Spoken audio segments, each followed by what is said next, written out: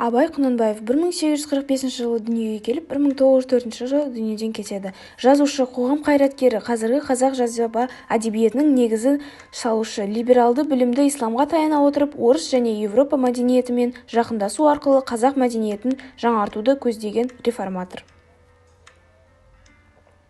Абай ауылында молдадан білім алған. Кейін ауқатты Құнанбай баласын Семейдегі Ахмет Ризаның медресесіне оқуға береді. Кейін әкесі оны өзінің қасына ел билеуге алады.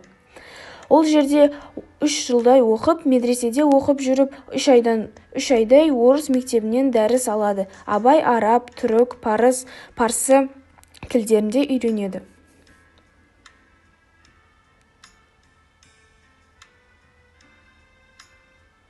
Абай орыс әдебиеттерімен, атап айтқанда Пушкин, Лермонтов, Достоевский, Белинский, Добролюбов шығармаларымен танысады. Әсіресе Пушкин мен Лермонтовтың шығармаларын сүйіп оқыған. Абайдың күйлері Торы жорға, Май түні, Абай желдірмесі, Абайдың әндері Көзінің қарасы, Айттым сәлем қаламқас, Сегіз аяқ, Қор болды жаным.